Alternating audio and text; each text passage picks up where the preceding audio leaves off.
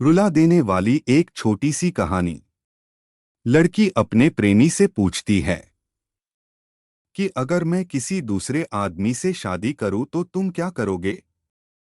लड़का ने एक छोटा सा जवाब दिया, मैं तुम्हें भूल जाऊंगा। सबसे बड़ी बात यह है कि तुम मुझे भूल जाओगे। जितना जल्दी मैं तुम्हें भुला सकूंगा उससे ज्यादा जल्दी तुम मुझे भूल जाओगे, लड़का ने कहा जब वह इसे सुनकर गुस्से में दूसरी ओर चली गई। क्या सोचो, शादी का पहला दिन है। लड़का ने पूछा। आप एक घर में हैं, शरीर पर जेवर, चेहरे पर मेकअप, चारों ओर कैमरे और लोगों की भीड़। जहां चाहे तो मुझे याद नहीं कर सकते, और मैं तुम्हारी शादी की खबर सुनकर दोस्तों के साथ कुछ उटपटांग पीकर किसी कोने में पड़ा रहूंगा, और फिर जब मुझे होश आएगा तुम्हें झूठ बोलकर गाली दूंगा। फिर तुम्हारी याद आते ही दोस्त के कंधे पर सर रखकर रोऊंगा। शादी के बाद आपका व्यस्त समय शुरू होगा, जिसमें आप अपने पति के साथ हजारों रस्मों को पूरा करेंगे। फिर कभी कभी तुम्हें अपने पति का हाथ पकड़कर बाइक पर बैठते हुए मेरी याद आ जाएगी, और मैं आवारा की तरह घूमता रहूंगा जैसे मेरी जिंदगी का कोई उद्देश्य नहीं है। और अपने दोस्तों को बताऊंगा कि कभी प्यार मत करो, कुछ नहीं मिलता, प्यार के चक्कर में जिंदगी समाप्त हो जाती है। बाद में आप पति के साथ हनीमून पर जाएंगे, नया घर खरीदेंगे, नई जिम्मेदारियां लेंगे, और अचानक मेरी याद आ जाएगी और आप सोचेंगे मेरी खुशी की दुआ मांगते हुए वापस अपने परिवार में व्यस्त हो जाओगी। पता नहीं कब होगा। अब तक मैं मम्मी पापा भाई या फिर मेरे दोस्तों से डांट सुनकर लगभग सुधर गया हूं।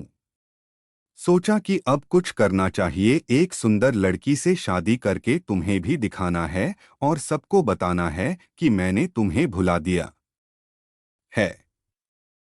फिर भी मैं आधी रात को तुम्हारे संदेशों को खोजकर पढ़ूंगा और सोचूंगा कि शायद मेरे प्यार में कोई कमी थी जो तुम्हें फिर से नहीं पा सका। फिर मैं अपने दुख को कम करने की कोशिश करूंगा। 2 साल बाद अब तुम कोई प्रेमिका या नई दुल्हन नहीं रही हो, अब तुम माँ बन चुकी हो। अब तुम अपने बच्चे के लिए सोचोगी, अब तुम अपने बच्चे के साथ बिजी रहोगी। यहाँ भी मेरा काम अच्छा है।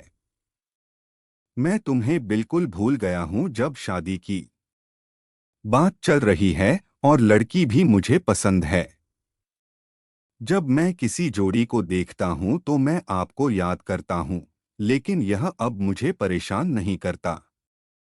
यहाँ तक सुनने के बाद लड़के ने लड़की को देखा। यह सुनने के बाद लड़के ने देखा कि लड़की की आंखों में आंसू छलक रहे हैं। वह भरी आंखों से लड़के की तरफ देखती है। दोनों चुप हैं, लेकिन थोड़ी देर बाद लड़की ने पूछा, तो क्या सब कुछ यहीं खत्म हो जाएगा? लड़का ने कहा, नहीं।